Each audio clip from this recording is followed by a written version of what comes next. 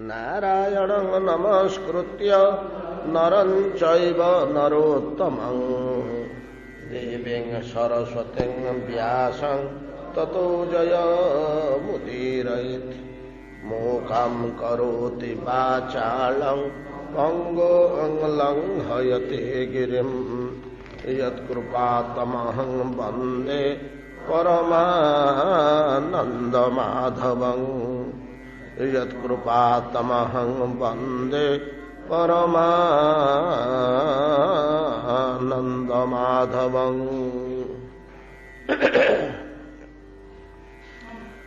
शरदा निरोजोतपत्या निराणिं प्रकृतिं जजुः भ्रष्टानाम् इव चेतांसि पुनर्जोग निसेवया व्योमरुभ्रं भूत सावल्यं भुवः पंकम् अपाङ्मलं शरत जहार श्रमिणं कृष्णो कृष्णे भक्ति यथा शुभम् सर्वस्वं जलदाहित्वा विरेजु शुभ्रवर्चसः यथा त्यक्तीषणा शान्ता मुनयो मुक्तकलिविषा गिरयो मुमुचुस्तूयं क्वचित् न मुमुचुः शिवम् यथा ज्ञानामृतं काले ज्ञानिनो ददते नवा।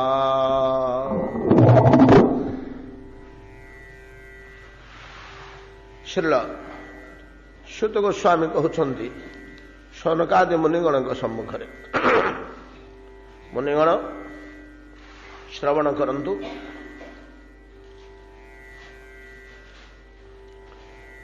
शरत ऋतुर अभिनव छटा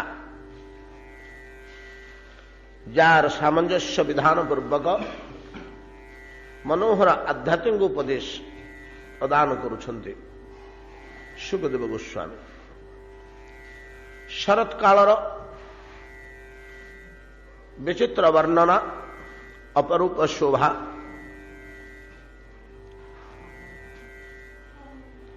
सर्वसम जलदाहित्वा विरेजु शुभ्रवर्चस यथा त्यक्तीषणा शांता मुनयो मुक्त कलिविषा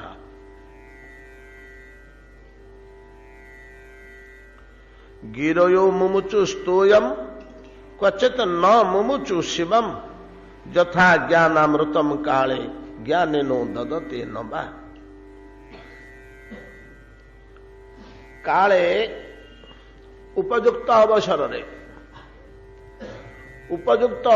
रे जेपरी ज्ञानीगण गुरुगण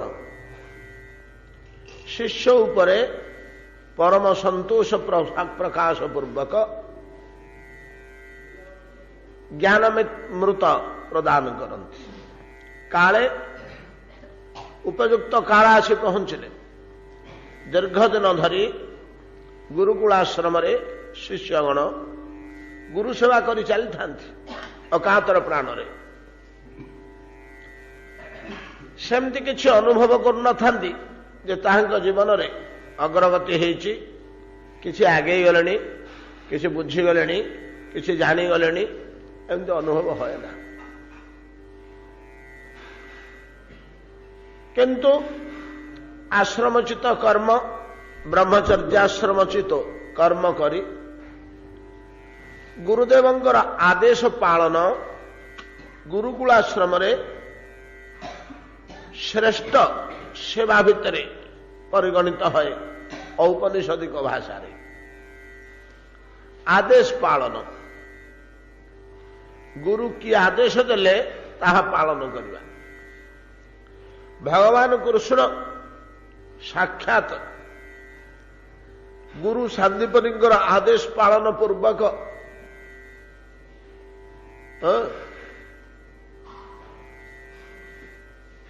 लीला आचरण कर देखे दे जाइछन्ति कि प्रकार गुरु सेवा करने को है केते कष्ट तापे प्रयोजन हेले स्वीकार करने को है। ए कथाटा जना पड़ नथिला लुचिगिरी थिला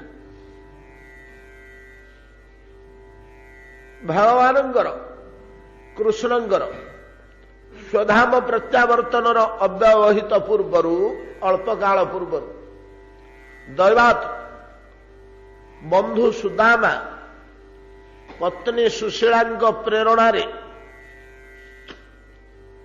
କୃଷ୍ଣଙ୍କ ଦ୍ୱାରସ୍ଥ ହେଲେ। ସୁଶୀଳା ବ୍ରାହ୍ମଣ କୁମାରୀ, ସୁଦାମା ବଡ଼ ଦରିଦ୍ର ଥାନ୍ତି। ପ୍ରାୟଶଃ ପ୍ରତିଦିନ ପେଟ ପୁରା ଅନ୍ନ ମୁଠେ ତାଙ୍କୁ ଜୁଟେ ନା। ପତି ପତ୍ନୀ ଏଭଳିଆ ଜୀବନ ବିତାଉଥାନ୍ତି, ପେଟ ପୁରା ପୁଞ୍ଜେ ଖାଇବାକୁ ପାଆନ୍ତିନି। ସୁଦାମା କିନ୍ତୁ ସେ ବିଷୟରେ ଚିନ୍ତିତ ନଥିଲେ।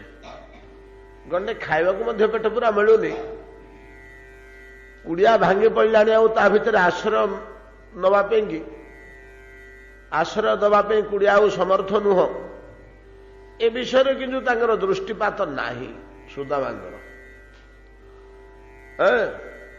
ତ ଏପରି ବ୍ରହ୍ମଣ୍ୟ ସ୍ୱଭାବ ସେ ଥିଲେ, ଭଗବତ ପରାୟଣ ଥିଲେ ଯେ ଏ ବୈଷୟିକ ବ୍ୟବସ୍ଥା ପ୍ରତି ଦୃଷ୍ଟି ଦେବା ପାଇଁ ତାଙ୍କର ସମୟ ନଥିଲା, ରୁଚି ମଧ୍ୟ ନଥିଲା। ହଁ କ'ଣ ହେଇଛି ତ, ଗୃହସ୍ଥାଶ୍ରମରେ ଅଦ୍ଭୁତ ଦୃଶ୍ୟଟିଏ। ଗୃହସ୍ଥାଶ୍ରମରେ ରହି ଯେ ପୂର୍ବରେ କହିଲେ ଗୋଟିଏ ବାକ୍ୟରେ,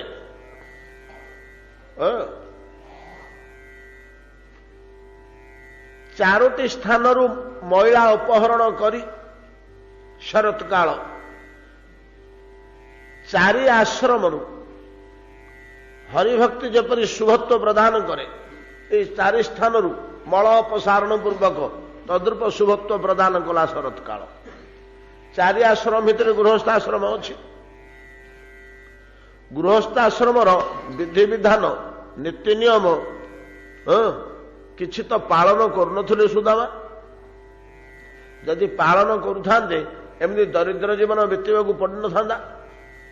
ଯଦି ଅଧ୍ୟୟନ ଅଧ୍ୟାପନା କରୁଥାନ୍ତେ, ପିଲାଙ୍କୁ ପାଠ ପଢ଼ାଉଥାନ୍ତେ, ଭିକ୍ଷା ସଂଗ୍ରହ କରୁଥାନ୍ତେ, ଯଜମାନ କାର୍ଯ୍ୟ କରୁଥାନ୍ତେ, ଶ୍ରାଦ୍ଧ ତର୍ପଣ ବ୍ରତ ବିବାହାଦିକ କାର୍ଯ୍ୟ ନିର୍ବାହ କରୁଥାନ୍ତେ, ଅର୍ଥର ତ ଅଭାବ ନଥାନ୍ତା, ତାଙ୍କର ଅନ୍ନର ଅଭାବ ନଥାନ୍ତା। ଏହି କାର୍ଯ୍ୟଗୁଡ଼ିକୁ ସେ ବର୍ଜନ କରିଥିଲେ। ଗୃହସ୍ଥାଶ୍ରମ ଯୋଗ୍ୟ କର୍ମଗୁଡ଼ିକୁ ବର୍ଜନ କରିଥିଲେ। କାହିଁକି? ସୁଦାମା ତମେ ପଣ୍ଡିତ, ବିଦ୍ୱାନ, ଶାସ୍ତ୍ର ମର୍ମଜ୍ଞ, ଆଉ ନୀତି ନିପୁଣ, ଧର୍ମ ଧୁରନ୍ଧର, ତୁମେ କାହିଁକି ବୈଦିକ କାର୍ଯ୍ୟକୁ ଉଲ୍ଲଂଘନ କରୁଛ? ତଦ୍ୱାରା ତ ବିକର୍ମ ଆସି ପହଞ୍ଚିବ, ନାଇଁ କି? କାଲି ଆମେ ଆଲୋଚନା କରିଥିଲେ। ବିକର୍ମେଣ ହ୍ୟଧର୍ମେଣ ଦେହାତ ଦେହಂ ପତତ୍ୟଧ।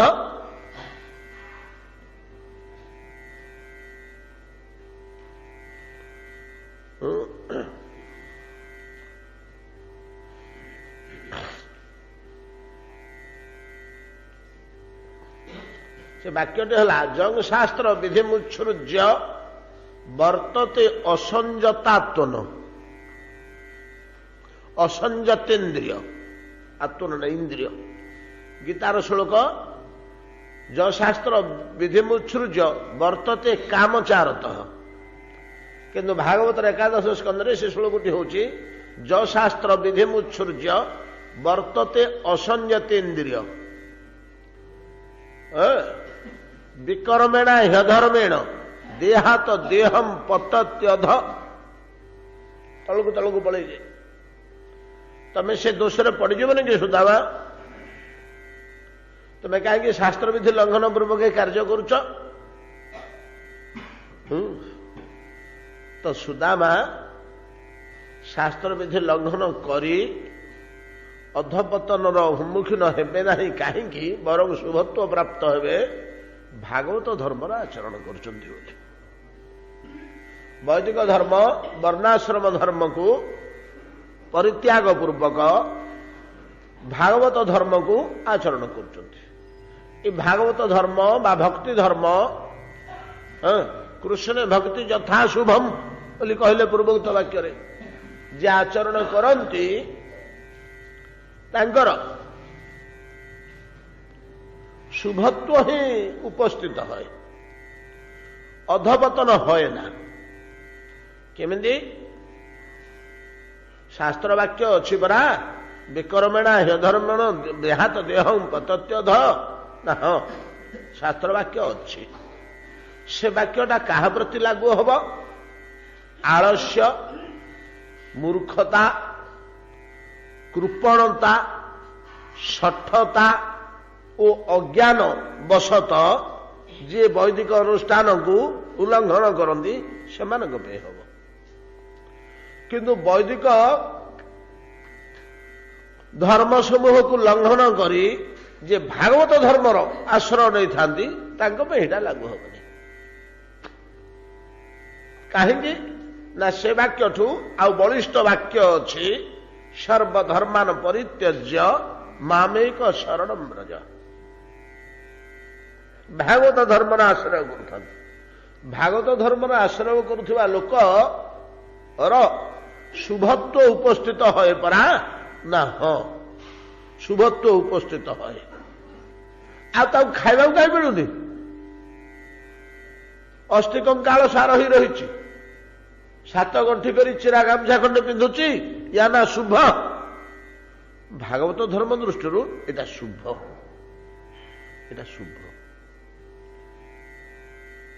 भागवत धर्म दृष्टि एटा शुभ प्रचुर देह भोग प्राचुर्य द्रव्य प्राचुर्य अर्थ प्राचुर्य एटा अशुभ एपरिक वैदिक धर्म दृष्टि यहाँ अशुभ प्राचुर्यटा कोटे हेले शुभ नुहे एटा अशुभर लक्षण बल प्राचुर्य बुद्धि प्राचुर्य भोग प्राचुर्य अर्थ प्राचुर्य प्रतिष्ठा प्राचुर्य जीव को अति कम समय भितर अचिरे ये अचिर शब्दटा लगे अचिरे उत्पथगामी करदेव प्राचुर्यटा अल्प दिन पर विमोहित करी उत्पथगामी करदेव प्राचुर्य बहन पूर्वक भागवत परायण ही रहिबा सुकठिन जदि रहिला से जनक राजा भलिया लोक राजा जनक तुल्य खूब कम जे श्रीमद भगवत गीता भलिया शास्त्र रे एग्जाम्पुलरी मैन जणे जनकादय बोली गोटे पद पाइबे आपण श्रीमद भगवत गीता भलिया शास्त्र रे उदाहरण पुरुष ईश्वर को पड़े प्राचुर्य भितर थाई छुनी कि गुड़ाक जल भितर थाई पद्मपत्र को जल स्पर्श करूनी कौन कम परागासटा कि तार थिले कौन नथिले कौन जदि छुईलानी अच्छी बोली कौन प्रमाण तार से तो मोर बोली कहूनी भावुनी प्राचुर्यटा अशुभ बलि बामन उपाख्यान रे ए सिद्धांत निरूपण होइछि बलि ई प्राचुर्य गुड़ाक भितर तुम कहीं रहा तुम क्षति कर पारती अवश्य तम भलिया लोकर क्षति कर जे करने को आरंभ कले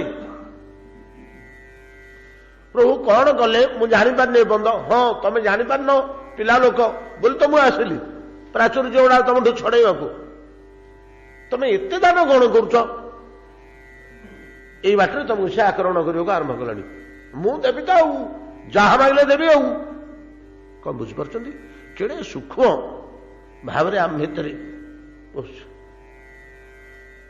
पछरे कौन रहा जहाँ बड़े मांगे मुझे देवी चिंता करूँ नहीं मुझे देवी निश्चय गुरु को परित्याग करके देवी ଦାନ ଛାଡ଼ିବିନି। ୟା ଅନ୍ତରାଳରେ ପଛପଟେ କ'ଣ ରହିଲା? ମୋର ଅଛି, କାହିଁ ଦେବିନି, ମୁଁ ଦେବାକୁ ସମର୍ଥ। ଗୋଟେ ଅନ୍ତରାଳର ଅନ୍ଧକାରରେ ଏକ ଅଜ୍ଞାତ ଅହଂ କାର୍ଯ୍ୟ କରୁଛି। ତା କ୍ରିୟା ଆରମ୍ଭ କଲାଣି। ସେ ଧୀରେ ଧୀରେ ଧୀରେ ଅଜ୍ଞାତ ଅବସ୍ଥାରେ ଲୁଚିକିରି ଆକ୍ରମଣ କରୁଛି। ଯେତେବେଳେ ବିମୋହିତ ହେବେ ସେ ମନ ଟିକେ ଉଠିବ। ଆଉ କ'ଣ ଏବେ ବିମୋହିତ ହେଉନାହାନ୍ତି, ଜ୍ଞାନ ଟିକେ ଅଛି ତ, ଈଶ୍ୱର ଚିନ୍ତନଟା ଅଖଣ୍ଡିତ ଭାବରେ ରହିଛି। ତେଣୁ ସେ ମୁଣ୍ଡ ଟେକୁନି। ଏବେ ମୁଣ୍ଡ ଟେକିଲେ ମତେ ସେ ଜାଣି ପକେଇବ, ଚିହ୍ନି ପକେଇବ, ପ୍ରହାର କରିବ। ତେଣୁ ସେ ଅନ୍ଧକାର ଭିତରେ ସେ ଅହଙ୍ଗ ରହିଛି, ଅହଙ୍କାର। ଇଏ ଯେତେବେଳେ ଟିକେ ବିମୋହିତ ହେଇକରି ଈଶ୍ୱରଙ୍କୁ ଛାଡ଼ିବେ ସେତେବେଳେ ମୁଣ୍ଡ ଟେକିବ। ବଳି ମହାରାଜ ସେତେବେଳେ ଅହଙ୍କାରକୁ ବନ୍ଧୁ ବୋଲି ସେ ଆଲିଙ୍ଗନ କରିନେବେ। ତା ନା ଗର୍ବ, ତା ନା ଦର୍ପ, ତା ନା ଅହଙ୍କାର, ନାଇଁ କି ପ୍ରାଚୁର୍ଯ୍ୟ। ଜୀବ ଅଜ୍ଞ ଆମେ ବିଜ୍ଞ, ଆର ରହସ୍ୟ ଚୈତନ୍ୟ ଚରିତାମୃତ ନିର୍ଣ୍ଣୟ କରୁଛନ୍ତି। ଅଜ୍ଞାନ ଜୀବ ମତେ ନିରନ୍ତର ବିଷୟ ଭୋଗ ମାଗୁଛି। ପ୍ରଭୁ ଦିଅ ଦିଅ ଦିଅ, ପ୍ରଚୁର ସମ୍ପତ୍ତି ଦିଅ, ପ୍ରଚୁର ପ୍ରତିଷ୍ଠା ଦିଅ, ପ୍ରଚୁର ଯୌବନ ଦିଅ, ପ୍ରଚୁର ଭୋଗ ବିଳାସ ଦିଅ, ପ୍ରଚୁର ସୁଖ ଦିଅ, ଜାଗତିକ ମାଗୁଛି। ସେ ସେଟାକୁ ଶୁଭ ବୋଲି ଭାବୁଛି। ନାଇଁ ନାଇଁ, ସେଇଟା ତା ପାଇଁ ଶୁଭ ନୁହଁ, ଅଶୁଭ। ଦେହ ଭୋଗଟା ଅଶୁଭ। ଦେହ ଭୋଗ ହେଲେ ବସ୍ତ୍ର, ଅଳଙ୍କାର, ଖାଦ୍ୟ, ପେୟ, ଗୃହ, ଗାଡ଼ି, ଘୋଡ଼ା ଏଗୁଡ଼ାକ ଦେହ ଭୋଗ। ଦେହ ଭୋଗଟା ଦେହ ପାଇଁ ଯୋଉଟାକ ଆମେ ସବୁ ବ୍ୟବହାର କରୁଛେ ଦେହକୁ ସୁଖ ଦେବା ପାଇଁ, ଏଟା ଅଶୁଭ। ଏଟା ଜୀବ ପାଇଁ କେତେବେଳେ ହେଲେ ଶୁଭ ନୁହେଁ। ଜୀବର ଏଥିରେ କଲ୍ୟାଣ ହବନି, ମନୁଷ୍ୟର କଲ୍ୟାଣ ହବନି। ଏଟା ପ୍ରାଚୁର୍ଯ୍ୟ, ବଡ଼ କ୍ଷତିକାରକ, ବଡ଼ କ୍ଷତିକାରକ। ତେଣୁ ଭଗବାନ କହୁଛନ୍ତି ଜୀବ ଗୁଡାକ ମାଗେ ବିଷୟ ଭୋଗ। କାହିଁକି ନା ଜୀବ ଅଜ୍ଞ। ଚୈତନ୍ୟ ଚରିତାମୃତ କହିଲେ, ଭଗବାନ କହୁଛନ୍ତି, ଭଗବାନଙ୍କ ମୁହଁରେ କୁହାଇଲେ, ଜୀବ ଅଜ୍ଞ ଆମେ ବିଜ୍ଞ। ଜୀବ ସିନା ଜାଣୁନି, ଅଜ୍ଞ, ମୁଁ ତ ବିଜ୍ଞ। ଭଗବାନ ଚିନ୍ତା କରୁଛନ୍ତି, ଜୀବ ଅଜ୍ଞ ଆମେ ବିଜ୍ଞ, ବିଷୟ କେନେ দিব? ସେ ମାଗୁଛି ବୋଲି ତାକୁ ବିଷୟ କାହିଁକି ଦେବି? ସେ ଅଜ୍ଞଟା ଜାଣୁନି ବୋଲି ମତେ ତ ମାଗୁଛି, ମୋ ନାଁ ତ ଧରିଛି, ମୋ ପାଖରେ ତ ପଡିଛି, ମୋର ସମଧୁକା ତ ରହିଲା, ମୁଁ ତ ଜାଣିବା ଲୋକ। ଜୀବ ଅଜ୍ଞ ଆମେ ବିଜ୍ଞ, ବିଷୟ କେନେ দিব? ନିଜ ପାଦ ରଜ ଦିଆ ବିଷୟ ଘୁଞ୍ଚାଇବ।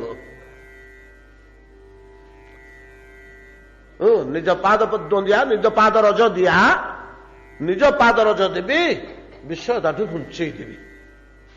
ଏଥିରେ ତାର ଅଶୁଭ ହବ ଇତ୍ୟାଦି ପ୍ରମାଣ ବାକ୍ୟ ଓ ଘଟିତ ଘଟଣା ମାନଙ୍କୁ ଯଦି ଆମେ ସମୀକ୍ଷା କରିବା, ପର୍ଯ୍ୟାଲୋଚନା କରିବା, ତାହେଲେ ଦେଖିବା ଯେ ଦେହ ଭୋଗ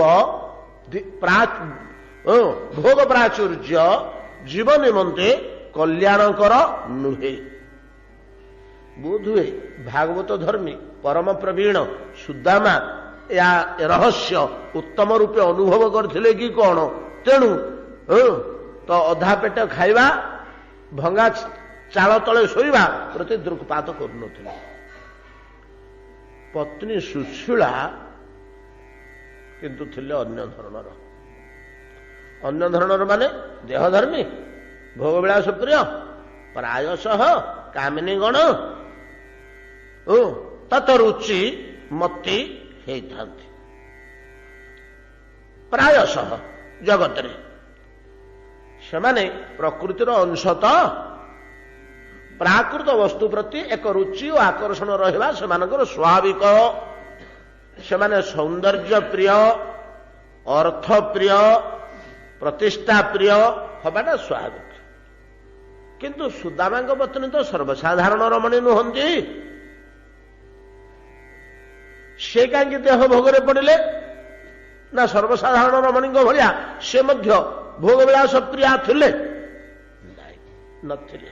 ଉପଯୁକ୍ତା ସହଧର୍ମିଣୀ, ସୁଦାମାଙ୍କ ସହ ଉପଯୁକ୍ତା ସହଧର୍ମିଣୀ।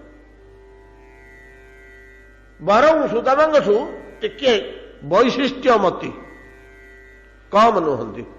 ଆଉ ସେ କାହିଁ ପଠେଇଲେ?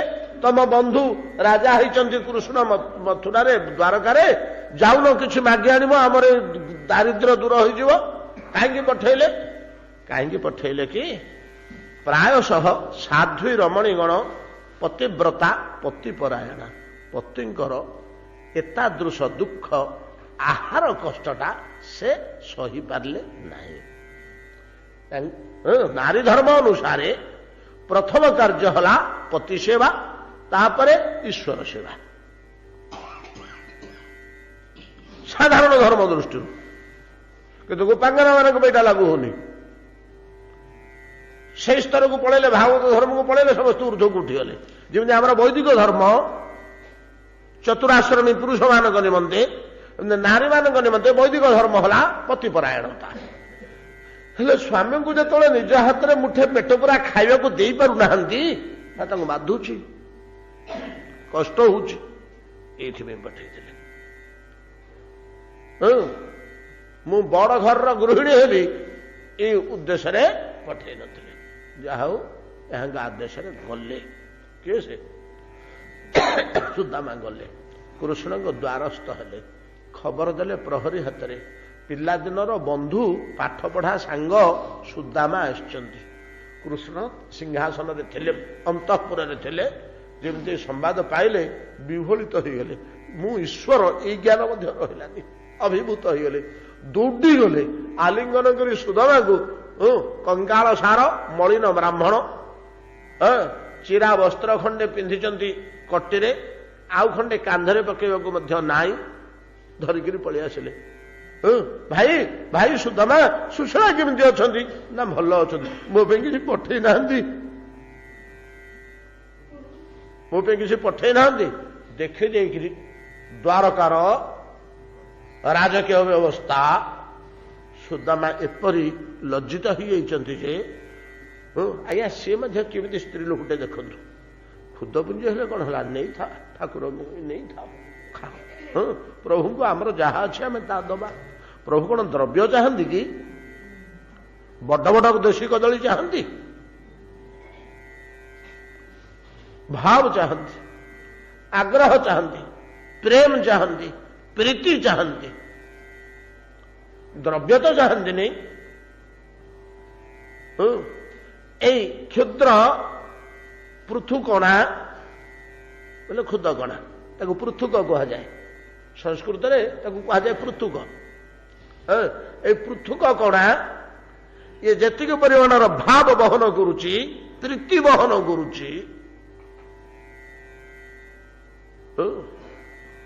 ପାଦ ଧୋଇଦେଲେ ନିଜ ହାତରେ। ରୁକ୍ମିଣୀଙ୍କୁ କହିଲେ, ରତ୍ନ ଝରିରେ ତମେ ପାଣି ଢାଳି ଦିଅ, ମୁଁ ହାତରେ ଧୋଇଦେବି। କୋଉଠି ବସେଇଥିଲେ?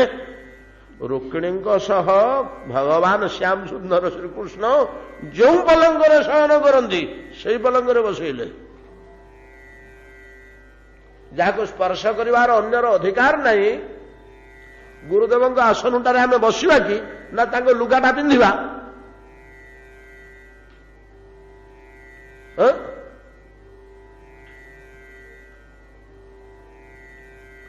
ଠିକ ସେଇଭଳିଆ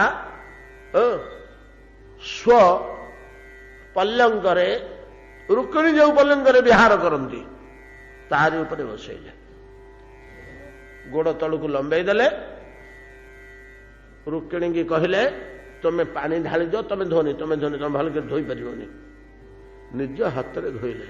ଯେତେବେଳେ ଭଗବାନ ଶ୍ରୀକୃଷ୍ଣ ହାତରେ ସୁଦାମାଙ୍କର ପାଦ ଧୋଇ ଦଉଛନ୍ତି, ଆଶ୍ରୁ ଧାର ଧାର ଝରି ଯାଉଛି ସୁଦାମାଙ୍କର। ଯୋଉ ଟିକିଏ ବ୍ରାହ୍ମଣ ବୋଲି ଅଭିମାନ ଥିଲା, ବର୍ଣ୍ଣାଭିମାନ, ସେତକ ମଧ୍ୟ ଦୂର ହଉଛି। ସେ ଚଣ୍ଡାଳ ଜନ୍ମ ନ ପାଇକିରି ବ୍ରାହ୍ମଣ ଜନ୍ମ କାହିଁକି ପାଇଲି? ଆଜି ବ୍ରାହ୍ମଣ ଜନ୍ମ ପାଇଛି ବୋଲିକିରି ଶ୍ରୀକୃଷ୍ଣ ପାଦ ଧଉଛନ୍ତି ମୋର। ବୁଝି ଚଣ୍ଡାଳ ହୋଇଥାନ୍ତି, ଏ ଦୁଃଖ ମତେ ମିଳିନଥାନ୍ତା। ସେ ଜାଣୁଛନ୍ତି ନା, ତାଙ୍କ ଜ୍ଞାନ ବଳରେ ସେ ଜାଣୁଛନ୍ତି ପରମ ପୁରୁଷ ଅବତୀର୍ଣ୍ଣ ହୋଇ ଲୀଳା କରୁଛନ୍ତି ବୋଲି। ଯାହା ହଉ ବହୁତ ଘଟଣା ଘଟିଲା। ଆମର ଅସଲ କଥାଟି ରହିଯାଇଛି, ଆରମ୍ଭ କରିଲେ। ଗୁରୁ ଆଦେଶ ପାଳନ ଗୁରୁକୁଳାଶ୍ରମରେ ହଉଛି ସର୍ବଶ୍ରେଷ୍ଠ ସେବା। କଣ ଟିକେ ଖାଇବାକୁ ପିଇବାକୁ ଦେଲେ। ଖାଇ ପିଇ ସାରିଲା ପରେ ରୁକ୍ମିଣୀଙ୍କୁ କହିଲେ ତମେ ଯା ପଳେଇ ଯା, ସିଆଡ଼େ ଯାଇ ରୋଷେଇ କର। 5-7 ପ୍ରକାରର କରିଥିବ ଆମେ ଗଲେ ଖାଇବୁ। ଏକାନ୍ତରେ ବନ୍ଧୁଙ୍କ ସାଙ୍ଗରେ ବସିବେ, ରୁକ୍ମିଣୀ ମଧ୍ୟ ରହିବେନି ପାଖରେ, ତାଙ୍କୁ ଦୂରେଇ ଦଉଛନ୍ତି ପ୍ରଭୁ। ବନ୍ଧୁ ପ୍ରତି ଏତେ ପ୍ରୀତି ସାଙ୍ଗ ପ୍ରତି ଯେ ରୁକ୍ମିଣୀ ରହିଲେ ହୃଦୟ ଖୋଲା କଥାବାର୍ତ୍ତା ହବନି, ଆମେ 2 ଜଣ ହିଁ ରହିବୁ ନିର୍ଜନରେ। ନାନା ପ୍ରକାରର କଥା ପଡ଼ିଲା, ପିଲାଦିନର କୋଳି ଖିଆ, ଗଛ ଚଢ଼ା, ପାଣି ପହଁରା ସବୁ କଥା ପଡ଼ିଲା। ପଡ଼ୁ ପଡ଼ୁ ପଡ଼ୁ ତା ଭିତରେ ଗୋଟେ କଥା ପଡ଼ିଲା। ସାଙ୍ଗ ମନେ ଅଛି ଯୋଉ ରାତି ତମାମ ଗଛରେ ଚଢ଼ିକିରି ରହିଲେ?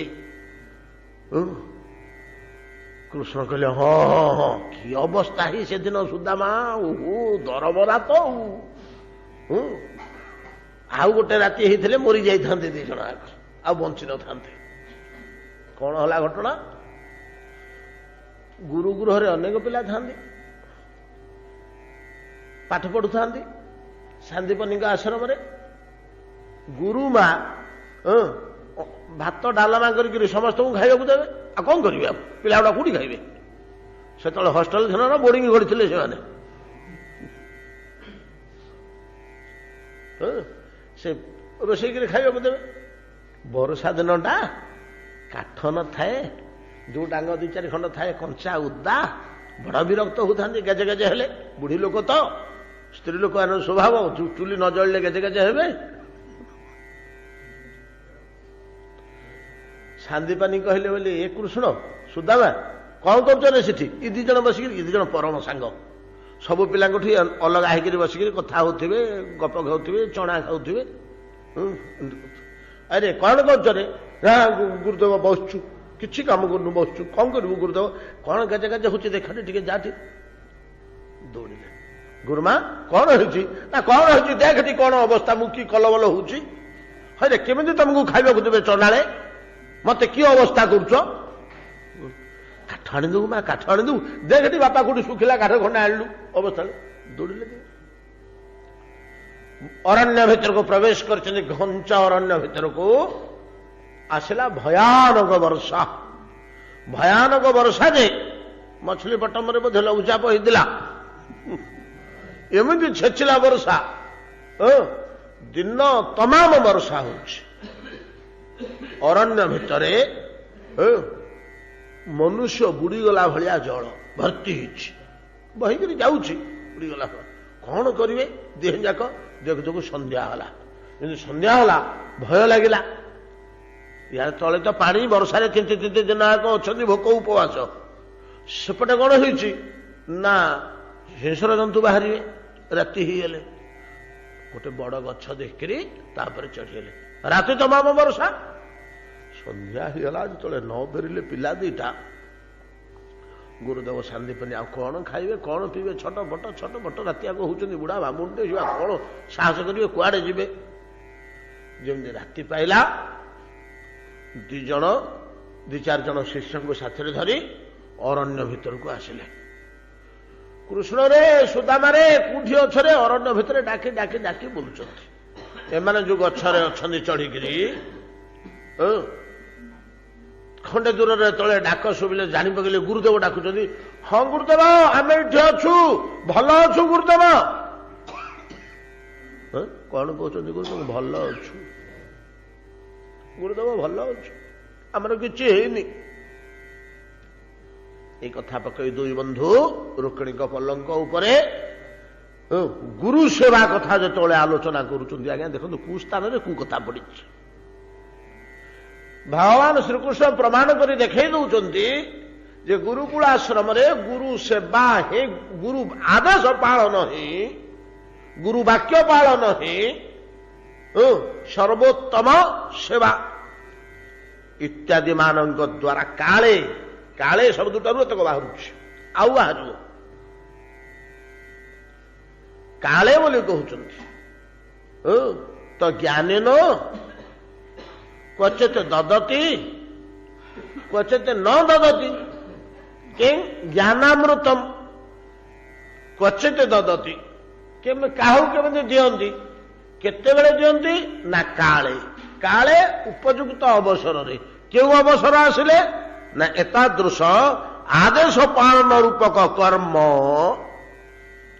ସୁଷ୍ଠୁ ସୁନ୍ଦର ଭାବରେ ଯେଉଁମାନେ ନିର୍ବାହ କରନ୍ତି ସେମାନେ ଏହି ବସ୍ତୁଟାକୁ ପ୍ରାପ୍ତ ହୁଅନ୍ତି। ସେମାନେ ଜ୍ଞାନାମୃତକୁ ପ୍ରାପ୍ତ ହେଇ ସେମାନଙ୍କର ଜୀବନ ଧନ୍ୟ ହୋଇଯାଏ। କଣ ପାଳନ କରନ୍ତି? ଆଦେଶ ପାଳନ। ଉପମନ୍ୟୁ ଚରିତ୍ରରେ ଆଦେଶ ପାଳନ, ଆରୁଣୀ ଉପାଖ୍ୟାନରେ ଆଦେଶ ପାଳନ, ନା ଆଉ କିଛି ଅଛି? ଆଦେଶ ପାଳନ। ଗୁରୁଦେବ କହିଛନ୍ତି ପାଣି ଛାଡ଼ିବୁନି କିଆରୁ, ଗୁରୁଦେବ କହିଛନ୍ତି କିଛି ଖାଇବୁନି, ଅମୁକ ଜିନିଷଟା ଖାଇବୁନି, ସମୁକ ଜିନିଷଟା ଖାଇବୁନି। ଏ ଆଦେଶ ପାଳନ ରୂପକ କର୍ମ ଆମ ଶାସ୍ତ୍ର ମାନଙ୍କର ନିର୍ଣ୍ଣୟ ହୋଇଛି। ଗୁରୁ ସେବାର ଯଦିଓ ଗୀତା ଟିକେ ଅଲଗା କରି କହିଲେ, ଶ୍ରୀମଦ ଭଗବତ ଗୀତା କହିଲେ ତଦ୍ବିଧି ପ୍ରଣିପାତେନ ପରିପ୍ରଶ୍ନେନ ସେବୟା। ପ୍ରଣିପାତ ପରିପ୍ରଶ୍ନ ଦିଟା ଅଧିକା ଯୋଡ଼ିଲେ ସେବୟାଟା କହିଲେ। ତୃତୀୟ କର୍ମ ସେବୟା। ୟାକୁ ଏଇଭଳିଆ ମଧ୍ୟ ଅର୍ଥ କରାଯାଇପାରେ। ପ୍ରଣିପାତେନ ସେବୟା ପରିପ୍ରଶ୍ନେନ ସେବୟା। ପ୍ରଣିପାତ ରୂପକ ସେବା, ପରିପ୍ରଶ୍ନ ରୂପକ ସେବା ବୋଇଲେ ଏ ଆଦେଶ ପାଳନଟା ପ୍ରଣିପାତ ଭିତରେ ପଳେଇବ ନାଇଁ କି? ପ୍ରଣିପାତ ଭିତରେ ପଳେଇବନି? ପ୍ରଣିପାତ କର୍ମ ଭିତରେ ପ୍ରଣିପାତ ଶବ୍ଦର ଯାହା ତାତ୍ପର୍ଯ୍ୟ ତାର ଭିତରେ ପଳେଇଯିବ। ନାଇଁ ଯଦି ଆମେ ତିନୋଟି ଶବ୍ଦ ଅଲଗା ଅଲଗା କରିଦେବା, ପରିପ୍ରଶ୍ନ, ପ୍ରଣିପାତ ଏବଂ ସେବା, ସେବା ଭିତରେ ତା ଆଦେଶ ପାଳନ। ଔପନିଷଦିକ ସିଦ୍ଧାନ୍ତ ଅନୁସାରେ ଗୁରୁ ସେବାଟା ହଉଛି କଣ ନା ଗୁରୁଦେବଙ୍କର ଆଦେଶ ପାଳନ ରୂପକ ସେବା। ଗୋଡ଼ ଘଷିଲେ, ଲୁଗା କାଚିଲେ ଗୁରୁଦେବ ସନ୍ତୁଷ୍ଟ ହେବେ ନାହିଁ। ଏଇଟା ତାଙ୍କର ସନ୍ତୁଷ୍ଟର କାରଣ ନୁହଁ। କୋଉଥିରେ ସନ୍ତୁଷ୍ଟ ହେବେ? ଯେକୌଣସି ପରିସ୍ଥିତିରେ, ଯେକୌଣସି ଅବସ୍ଥାରେ, ଯେକୌଣସି ସମୟରେ ଯଦି ଆଦେଶ ପାଳନ କଲା ସୁରୁଖୁରୁ ଭାବରେ, ଗୁରୁଦେବ କହିଛନ୍ତି ଆଉ ସେଇଟା ହଉଛି କାଳେ। କଣ କହିଲେ ସୁତ ଗୋସ୍ୱାମୀ?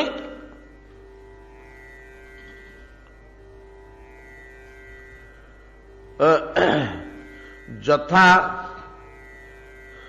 ଜ୍ଞାନାମୃତମ୍ କାଳେ ଜ୍ଞାନିନୋ ଦଦତେ ନବା। ସୁରୁଖୁରୁ ସୁସମ୍ପନ୍ନ ଭାବରେ ଯେ ଆଦେଶ ପାଳନ କରିଗଲା, କୌଣସି ଏକ ଆଦେଶ ଦେଲା ବେଳେ ଦେଖିଲେ ଯେ ମୁଁ ଆଦେଶ କଲି, ମୋ ଆଦେଶଟାକୁ ଇଏ ପାଳନ କରୁଛି, ଯୋଉଟା ଅସମ୍ଭବ ଚେଷ୍ଟା କରିଛି, ଯତ୍ନ କରିଛି, ଆରୁଣୀ ମୁହାଣ ମୁହଁରେ ଶୋଇଲା ଭଳିଆ, ସେତିକି ବେଳେ ତାଙ୍କ ଅନ୍ତଃକରଣରେ ଯେଉଁ ସନ୍ତୋଷ ଜାତ ହୁଏ, ସେ ସନ୍ତୋଷଟା ୟା ଭିତରେ ଜ୍ଞାନ ସଞ୍ଚାର କରେ। ଜ୍ଞାନ କହିଲେ ଗୋଟେ ବସ୍ତୁ କିଛି ନୁହେଁ ଯେ ଆଲମିରା ଖୋଲିକିରି ପୁଡ଼ିଆଟେ ଭାଙ୍ଗିକିରି ମୁଣ୍ଡାରୁ ପୁଡ଼ିଆ ବାନ୍ଧିକିରି ନେଇ ରଖିଥା, ୟା ନୁହେଁ। ଆଉ ଆଦେଶ ପାଳନ ରୂପକ କର୍ମ ଦ୍ୱାରା ସନ୍ତୋଷ ଭାଜନ ହବା ଗୁରୁଦେବଙ୍କର ଜ୍ଞାନ ଲାଭ କରିବାର ପାଥେୟ। ପାଥେୟ ତ ନୁହଁ, ଜ୍ଞାନ ଲାଭ କରିବାର ମାନେ ବ୍ୟବସ୍ଥା। ଜ୍ଞାନ କହିଲେ କଣ କି? ଜ୍ଞାନାମୃତ କଥା ଏଠି କହୁଛନ୍ତି ନା ବସ୍ତୁ ବିଶେଷ ପୁଡ଼ିଆ ବାନ୍ଧିକରି ଦେବେ। ଜ୍ଞାନଟା କଣ? ଜ୍ଞାନ ଜିନିଷଟା କଣ? ଜ୍ଞାନ ଜିନିଷଟାକୁ ଶ୍ରୀମଦ ଭଗବତ ଗୀତା ଦୁଇ ଜାଗାରେ ନିରୂପଣ କରିଛନ୍ତି। ଗୀତାରେ ଦୁଇ ଜାଗାରେ ଏଇଟା ନିରୂପଣ ହେଇଛି। ଗୋଟିଏ ଜାଗାରେ କହିଲେ ଯଜ୍ଞାତ୍ୱା ନ ପୁନର୍ମୋହମ୍ ଏବଂ ଯାସ୍ୟସି ପାଣ୍ଡବ। ଯଜ୍ଞାତ୍ୱା ନ ପୁନର୍ମୋହମ୍ ଏବଂ ଯାସ୍ୟସି ପାଣ୍ଡବ। ଯଥା ଭୂତାନ୍ୟଶେଷେଣ ଦ୍ରକ୍ଷସି ଆତ୍ମନି ଅଥୋ ମୟୀ। ଏଇ ଶ୍ଲୋକଟା କଡ଼ା ଶ୍ଲୋକଟେ। ଯାହା ଲାଭ କଲେ ଜୀବକୁ ଆଉ ମୋହ ସ୍ପର୍ଶ କରେ ନା। ଯଜ୍ଞାତ୍ୱା ନ ପୁନଃ ମୋହମ୍ ଏବଂ ଯାସ୍ୟସି, ହେ ପାଣ୍ଡବ ଅର୍ଜୁନ, ଏବଂ ବର୍ତ୍ତମାନ ଆମେ ଯୋଉ ମୋହରେ ପଡିଛେ, ଯାହା ଜାଣି ପକେଇଲେ ଏ ମୋହରୁ ଉଠିଗଲା ଯେ ଆଉ ପଡିଲାନି। ଆମେ କଣ ମଝିରେ ମଝିରେ ମୋହରୁ ଉଠୁନା କି? କ୍ୱଚିତ ଅନେକ ସମୟରେ ବିବେକ ଲୋକ ମୋହମୁକ୍ତ ହୋଇଯାନ୍ତି, ପୁଣି ଆଥରେ 2 ମିନିଟ୍ ପରେ ମୋହରେ ପଡିଯାନ୍ତି। ପ୍ରଚୁର ଜଳରାଶି ଭିତରେ ବିଚରଣ କରୁଥିବା ମତ୍ସ୍ୟରାଜ ଯେପରି ସଦର୍ପେ ଲମ୍ଫ ଦିଏ ଉପରକୁ, ପୁଣି ଆଉ ଥରେ ଖସିକିରି ପାଣିରେ ପଡେ। ବିବେକବାନ ପୁରୁଷ ତଦ୍ରୂପ ମୋହ ସାଗରରୁ ଉର୍ଦ୍ଧ୍ୱକୁ ଉଛୁଳି ଉଠନ୍ତି, କିନ୍ତୁ ପୁନର୍ବାର ଆଉ ଥରେ କିଛି ସମୟ ପରେ ମୋହରେ ପଡିଯାନ୍ତି। ଏଇଟା ହଉଛି ବାକ୍ୟର ତାତ୍ପର୍ଯ୍ୟ ଏଇଆ। କିନ୍ତୁ ଯାହା ହେଇଗଲେ ଜନଜ୍ଞାତ୍ୱା ନ ପୁନର୍ମୋହମ ଏବଂ ଯାସ୍ୟସି, ଯେ ଲମ୍ଫ ଦେଇ ଉଠିଲା ମୋହ ସାଗରରୁ ଆଉ ପଡିଲାନି ତଳକୁ, ଉପରେ ଉପରେ ଉଡ଼ିଲା, ଯାହା ବଳରେ ସେଇଟାକୁ ଜ୍ଞାନ କହନ୍ତି। ଜ୍ଞାନ କହିଲେ କଣ କହୁନାହାନ୍ତି? କାହିଁକି ନା ଜ୍ଞାନ କହିଲେ ତାର ଗୋଟେ ବାସ୍ତବ ବସ୍ତୁ ନୁହେଁ କି ପ୍ରାକୃତିକ ବସ୍ତୁ ନୁହେଁ ଯେ ସେଟା ଏମିତିକା କି ସେମିତିକା କି ନାଲିଆ କି ହଳଦିଆ କି ନହେଲେ 3 କୋଣିଆ କି ନହେଲେ ମୁଣ୍ଡାଟେ କି ତରଳ ଜିନିଷଟେ ବୋଲି କହିଦେବେ। ଯଜ୍ଞାନ୍ତନ ପୁନର୍ମୋହମ ଏବଂ ଯାସ୍ୟସି ପାଣ୍ଡବ ଦ୍ରକ୍ଷସି ଆତ୍ମନି ଅଥୋ ଭୂତାନି ଅଶେଷେଣ। ଏବଂ ଆଉ ଗୋଟିଏ ଲକ୍ଷଣ ତାର ଦେଲେ ଜ୍ଞାନର, ଯଦି ମୋହ ସାଗରରୁ ଉପରକୁ ଉଠିଗଲା ଆଉ ମୋହ ସାଗରରେ ପଡିଲା ନାହିଁ, ସେତେବେଳେ କଣ ତା ପାଖରେ ଲକ୍ଷଣ ପ୍ରକାଶ ପାଇବ ନା ଏଇ ଲକ୍ଷଣଟି ପ୍ରକାଶ ପାଇବ। ପ୍ରଥମେ ସେ ଏ ସବୁ ପ୍ରାଣୀଙ୍କ ଭିତରେ ମୋତେ ଦେଖିବାକୁ ପାଇବ। ଏ ସବୁ ପ୍ରାଣୀଙ୍କ ଭିତରେ ଦେଖିବ ଯେ କୀଟ ପତଙ୍ଗ ମନୁଷ୍ୟ ସରୀସୃପ ସମସ୍ତଙ୍କ ଦେହରେ ଈଶ୍ୱର ବିଦ୍ୟମାନ ଅଛନ୍ତି। ଏଟା ହେଲା ଜ୍ଞାନୀ, ଜ୍ଞାନ ଚକ୍ଷୁରେ ଏଟା ଦେଖିବ। ବିଦ୍ୟା ବିନୟ ସମ୍ପନ୍ନେ ବ୍ରାହ୍ମଣେ ଗବିହସ୍ତିନୀ ଶୁନି ଚୈବ ସୁପାକେଚ ପଣ୍ଡିତା ସମଦର୍ଶିନ। ସର୍ବତ୍ର ଈଶ୍ୱରଙ୍କୁ ଦେଖିବେ, ସର୍ବତ୍ର ଭଗବତ ଦର୍ଶନ ତାଙ୍କର ହବ। ଯାହାକୁ ଦେଖିବେ ତା ଭିତରେ ଈଶ୍ୱର ସତ୍ତା ବିଦ୍ୟମାନ ଅଛି ରେ, ସେ ଲକ୍ଷ୍ୟ କରିପାରିବେ। ହଲଚଲ ହଉଛି, ଚାଲୁଛି ବୁଲୁଛି, ପ୍ରାଣ ଅଛି କହିଲେ ଭଗବାନ ଅଛନ୍ତି ୟା ଭିତରେ। ପରମ ପୁରୁଷଙ୍କର କଣାଟି ୟା ଭିତରେ ଅଛି। ଆହି ପ୍ରଭୁ ପ୍ରଭୁ ବୋଲି ପ୍ରଣାମ କରିବେ। ଦ୍ରକ୍ଷସି, ଦେଖେ। କଣ ଦେଖେ ନା ଅଶେଷେଣ ଭୂତାନି ମଧ୍ୟେ, ଅଶେଷ ଭୂତ ମାନେ ସମସ୍ତ ପ୍ରାଣୀଙ୍କ ଭିତରେ ମୋତେ ସେ ଦେଖିବାକୁ ପାଏ। ତାପରେ ମୋ ଭିତରେ ସବୁଗୁଡାକ ପ୍ରାଣୀକି ଦେଖିବାକୁ ପାଏ। 2ଟା ସ୍ତର, ଗୋଟିଏ ଆତ୍ମଜ୍ଞାନ, ଗୋଟିଏ ବ୍ରହ୍ମଜ୍ଞାନ। ଆତ୍ମଜ୍ଞାନ ସକଳ ଶରୀର ଭିତରେ ଆତ୍ମାଙ୍କୁ ଦେଖିବାକୁ ପାଇଲା। ଆତ୍ମା ରୂପରେ କିଏ ସେ ଅଛନ୍ତି? ଈଶ୍ୱର ଅଛନ୍ତି। ଈଶ୍ୱର ସର୍ବଭୂତାନାଂ ହୃଦୟରେ ଜୁନ ତିଷ୍ଠତି, ହରି ସର୍ବଗୁହାଶୟ। ମତ କଥା ଶ୍ରୁତି ମାତ୍ରେଣ ମୟି ସର୍ବଗୁହାଶୟ। ଆପଣ ଉପନିଷଦରେ, ଭାଗବତରେ, ରାମାୟଣରେ, ମହାଭାରତରେ ମଧ୍ୟ ପାଇବେ ଶବ୍ଦଟା, କିନ୍ତୁ ଉପନିଷଦରେ ଭରା ଗୁହାଶୟ। ଗୁହା ଗହ୍ୱର, ହୃଦ ଗହ୍ୱର। ଆମ ଶରୀର ଭିତରେ ଗୋଟେ ଗୁହା ନାହିଁ କି? କୋଉଟା? ଏ ଛାତି ପଟା ତଳୁଟା, ୟାଡୁ କଙ୍କାଳି ସିଆଡୁ କଙ୍କାଳି, ପେଟ ପାଖଟା ଖୋଲା, ଉପରେ ଚମଡାଟା ପଡିଛି ନା। ଆଉ ଚମଡାଟା ଖୋଲିକିରି ଦେଖିଲେ ଏପଟେ କଙ୍କାଳ ଆସିଲା, ସେପଟେ କଙ୍କାଳ ଆସିଲା, ପଛପଟେ ମେରୁଦଣ୍ଡ ସହିତ ସବୁ ଯୋଡି ହେଇଯାଇଛି, ବାଟ ନାହିଁ ସିଆଡକୁ। ଏ ସନ୍ଧିରେ ଗୋଟେ ଗହ୍ୱରଟେ ଅଛି ଭିତରେ ପଶିବାକୁ। ଗୁମ୍ଫା ଭିତରେ ପଶିଲା ଭଳିଆ ଏ ଭିତରେ ଏଟାକୁ ଗୁହା କହନ୍ତି। ପର୍ବତର ଯେମିତି ଗୁହା, ହରି ସର୍ବଗୁହାଶୟ। ସମସ୍ତଙ୍କ ହୃଦ ଗହ୍ୱର ଭିତରେ ଈଶ୍ୱର ବିଦ୍ୟମାନ ଅଛନ୍ତି। ଏଇଟାକୁ ଦେଖେ। କିଏ ଦେଖେ? ଜ୍ଞାନୀ ଦେଖେ। ନାଇଁ, ଜ୍ଞାନୀ ଦେଖେନି।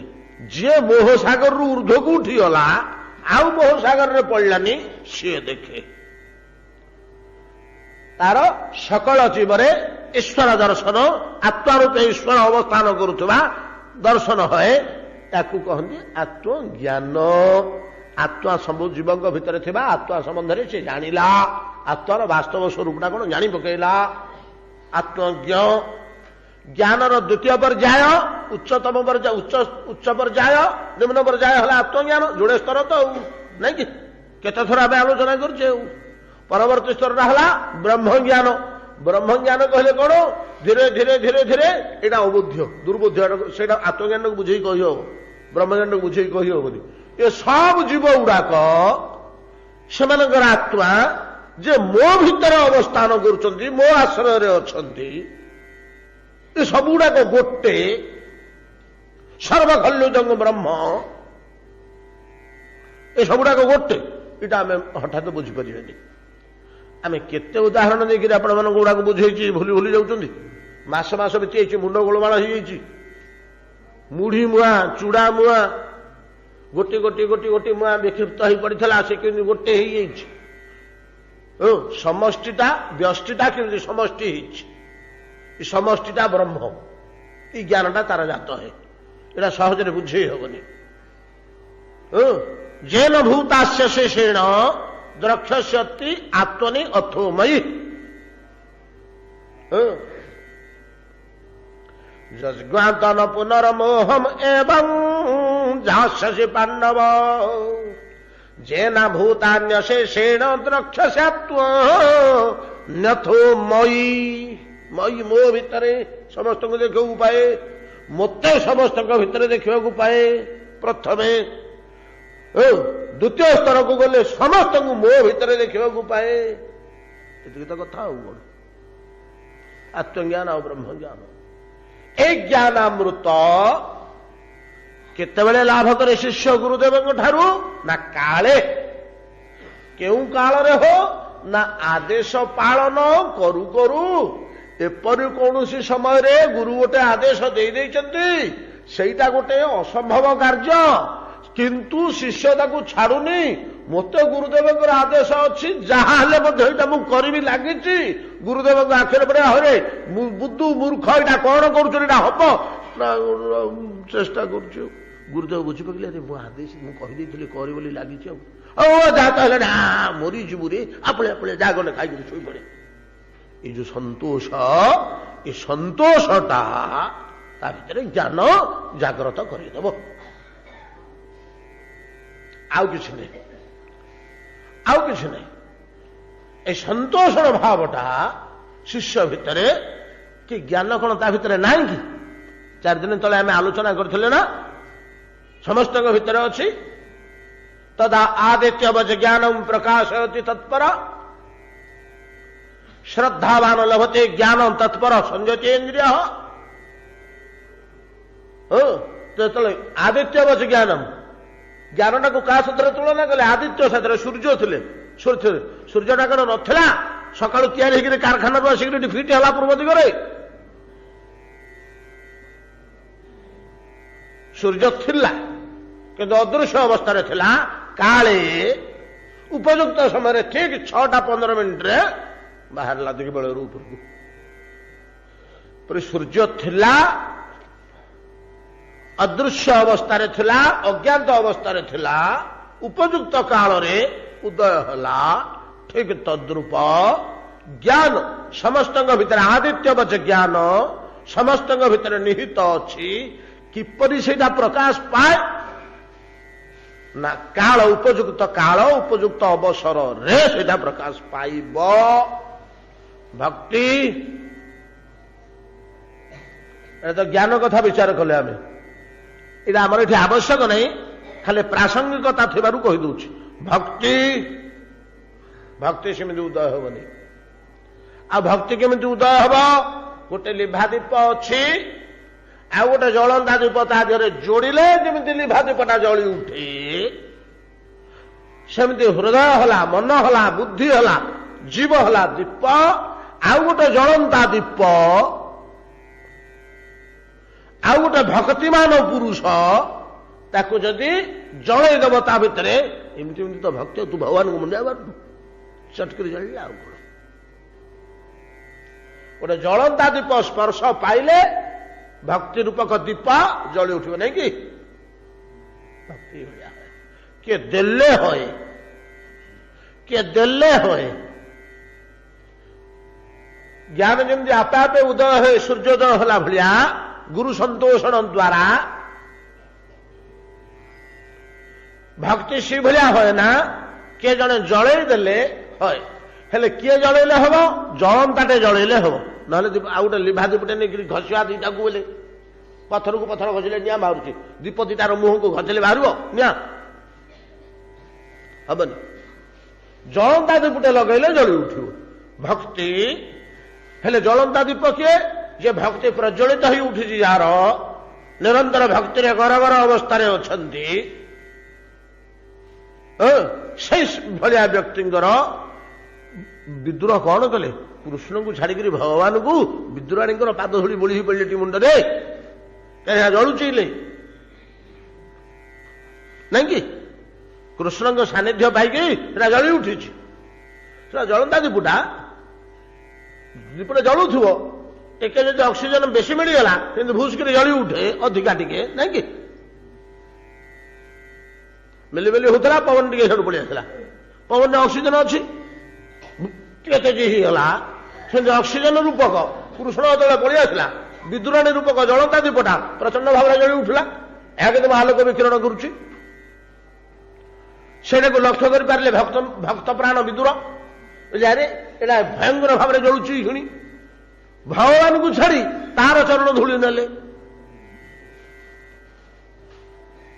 विद्रोहाणी चरण धूली नेले जहा हो एतादृश ज्ञान और भक्ति एगुड़ाक सब बहुबार आम आलोचना होती पूर्वे पूर्वे प्रसंग क्रमे जो जुटी आसी तथापि जुटी आम प्रयोजन होुड़ाक जाना जिनिस युड़ाक ही ज्ञान एगुड़ाक जीवर कल्याण करे एगुड़ाक जीव को कृतार्थ करे या द्वारा जीव बहुत शांति लाभ करे जली जाउथुवा प्राण दुश्चिंता युक्त मस्तिष्क बड़ शांत हो जाए बाणी गुड़ाकर ये प्रभाव अच्छे जहा हो काले काले उपयुक्त अवसर में जपरे ज्ञानामृत प्रदान करती गिरिगण कुकंदरारे जल प्रस्रवण देले कुकंदरारे नाई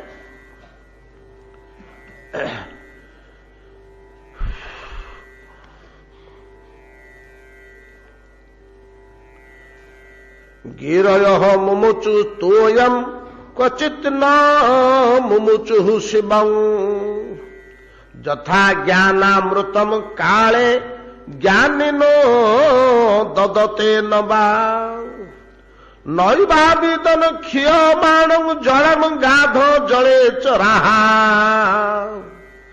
यथायुरन्वहम क्षयम नरा मूढ़ा कुटुम्बिनः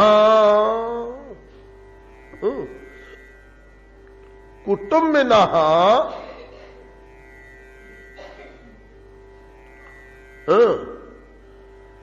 नैवाविदत न एव अविदत नैवाविदत क्षीयमाणम जलम गाध जले चराहा वर्षा ऋतु जो प्रचंड भाव में वृष्टि होउथुला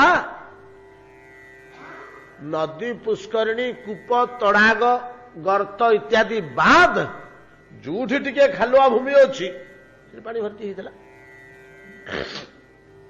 पानी भर्ती होता जो भयंकर जलस्रोत 5 फुट 10 फुट चली नदी उछुड़िक चतुर्दिक जलमही समुद्र दिगरे से जल चलीगला से जल जो चली जाऊला 5 दिन 8 दिन जो बढ़ी पानी चली नदी नाल पोखरी पड़िया दांड सबुठी प्रचुर माछ उठी नहीं कि माछ कंच बेंग जिया जोकिया सब जहा कि उठी जो बढ़ी छाड़ीगला जे जोटी थिला खाला जगह मान रहीगले नहीं कि पानी जो सरी सरी जाऊँगी से जानते ना से शक्ति देती पानी स्रोत से पलैबे जोड़ी देखिदेवे गभीर जल से रहीगले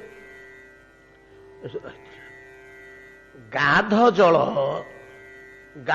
बोले न अगाध अगाध जल नुहे आउ गाध जल ଗାଧ ଶବ୍ଦର ଅର୍ଥ ଅଳ୍ପ। ଆମେ କହୁନୁ ଆମେ ଶବ୍ଦଟାକୁ ବ୍ୟବହାର କରୁଛୁ କି ନାଇଁ?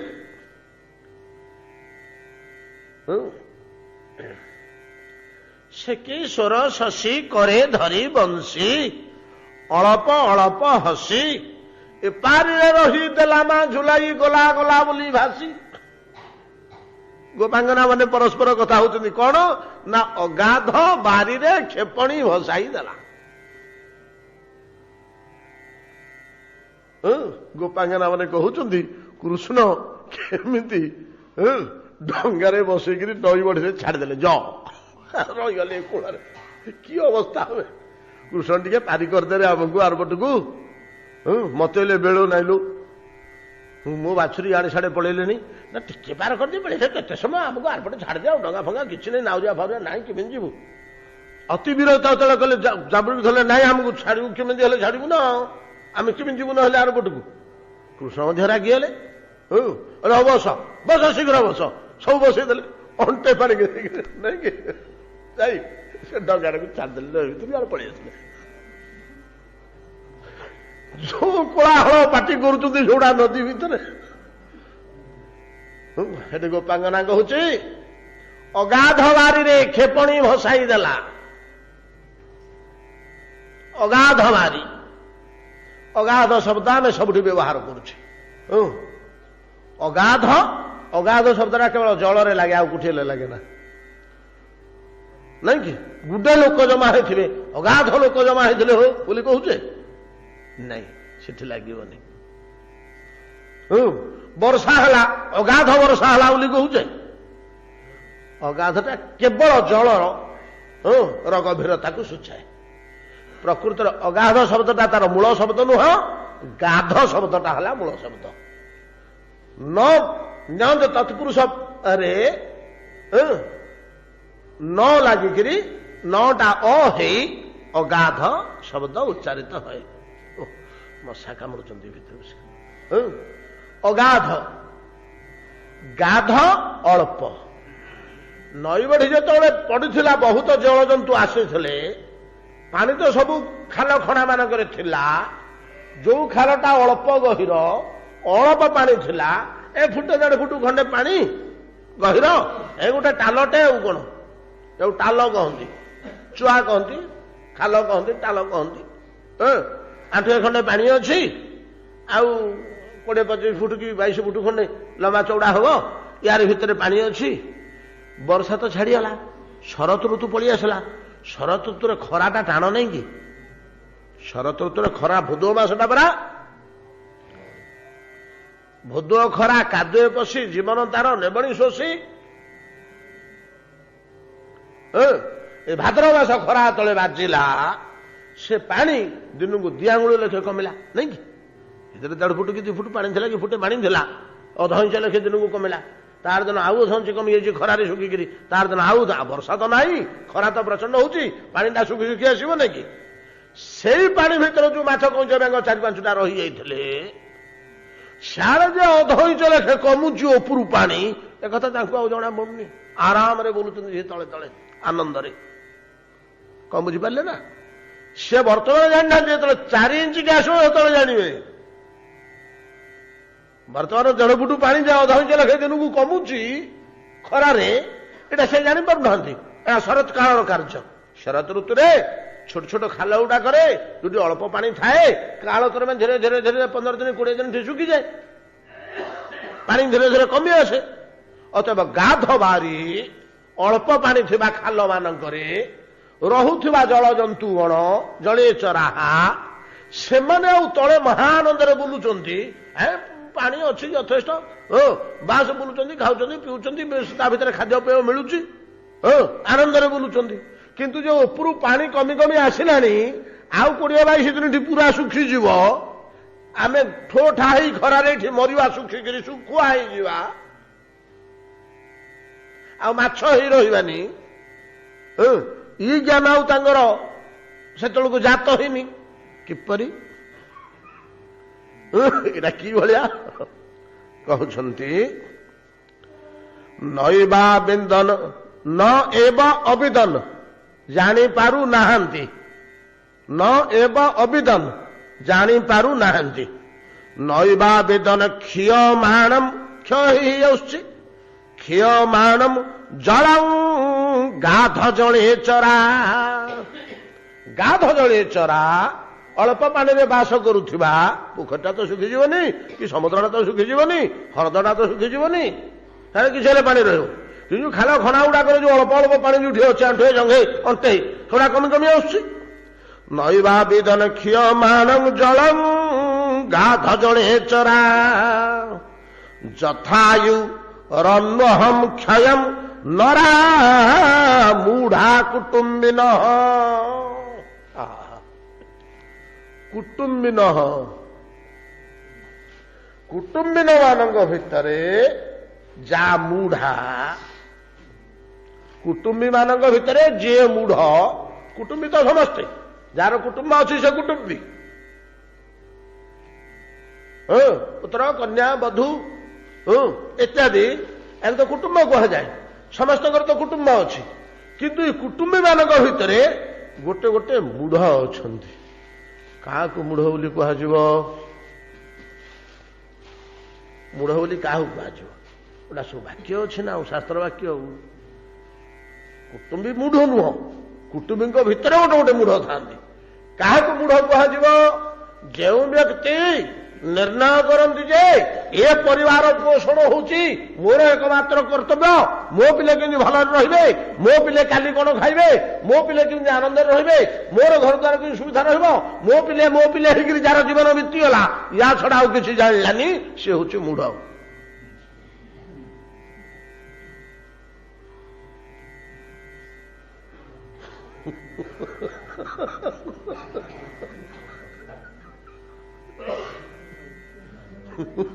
ସେ ଗୋଟିଏ ଜିନିଷ କେବଳ ଜାଣୁଛି, ୟା ବାଦ ଆଉ କୌଣସି ଜ୍ଞାନ ନାହିଁ।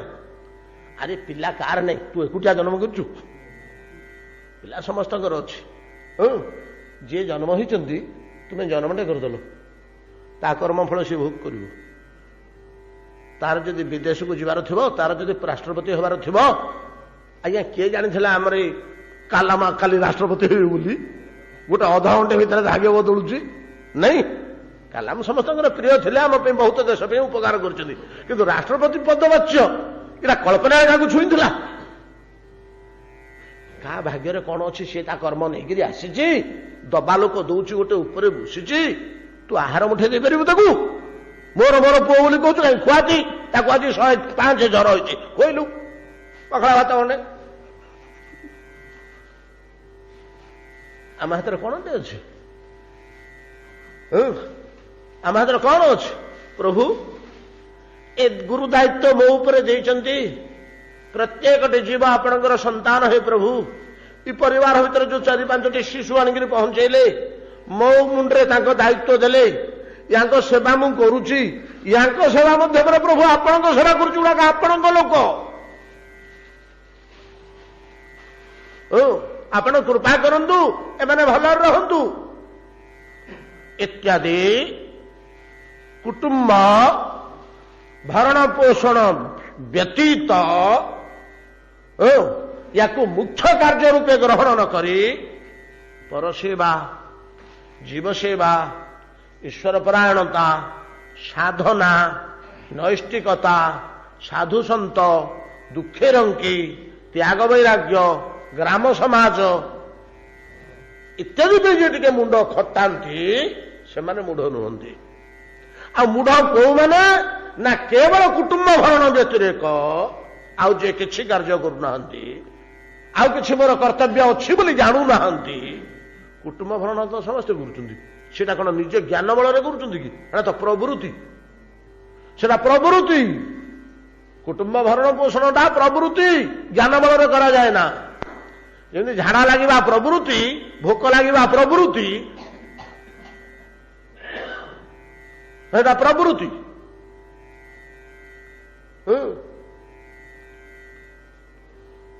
ପ୍ରାକୃତିକ ପ୍ରବୃତ୍ତି ନା ପ୍ରକୃତି ନେଚର କରୁଛି। ସେଇଥିରେ କେବଳ ଯିଏ ମୋହ ହେଇକି ରହିଗଲେ, କେବଳ ନିଜ ପରିବାର ଭିତରେ, ନିଜ ପରିବାରର भरण पोषण केमिति हम ये केमिति खाइबे पीबे ई तो कहीं जे कले या व्यतीत आउ जनसेवा समाज सेवा राष्ट्र सेवा साधु सन्त सेवा दुखी रोगी सेवा ईश्वर कोटी धर्मानुष्ठान आउ कौन आचरण भाचन कोटी त्याग कोटी बैराग कोटी कर्म क्या साहाय्य इत्यादि अन्य किसी जदि न कले केवल यहाँ भितर रहीगले बुड़िकी से कहते मूढ़ तो सुत गोस्वामी कहते सुखदेव गोस्वामी कहते महाराज परीक्षित मूढ़ा कुटुंबिन जे केवल कुटुंब पोषण भितर माति जाइए से एपरि अंध हो जे अन्वहम अन्वह अह दिवस अनु ता पछकु अनु रविवार पर सोमवार सोमवार पर मंगलवार मंगलवार पर बुधवार बुधवार पर गुरुवार यहाँ हूँ अनु अनुक्रम अनुक्रम प्रत्येक दिन तार आयुष क्षय जाऊँगी एटा सी जमी जापारे केते दिन बसू मो पिले केमती खाइबे मो पिले केमती खाइबे मो पिले केमती रहिबे लागिछु जे केते दिन करिबू प्रतिदिन तू मृत्युर निकटवर्ती होउछु नहीं कि सूर्य उदय हो गले आयुष दिन गला आम पादे आगेले मृत्यु आड़कू यूनिवर्सिटी पाखे जदि आम मृत्युटा अच्छी ठिया होइछि प्रतिदिन आम पाउंडे तार दिन आउ पाउंडे तार दिन आउ पाउंडे 4-5 हजार पाउंड पर तो मृत्यु एतादृश मूढ़ कुटुंबी जपरी बुझी पारे ना जे दिनकू दिन मृत्यु मोर निकट हो जाऊँगी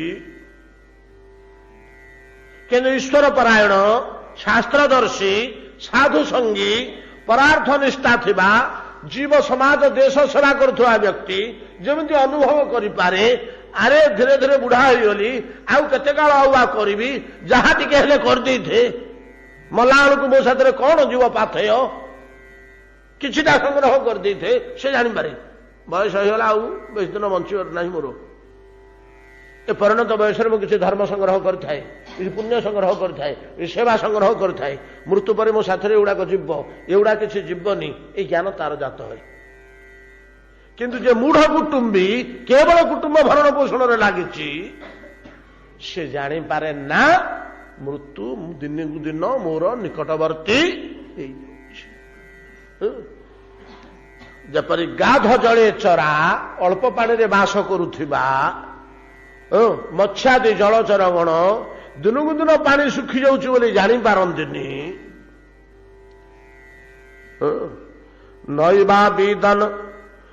नैवा विदन क्षीयमाणम जलम गाध जले चरा जथा जथायुरन्वहं क्षयम नरा मूढ़ा कुटुंबिन समय बोधे होगलानी नहीं कि गोटे जोटे श्लोक पलाऊँ समय जाऊ एति आज विश्राम करते भागवत।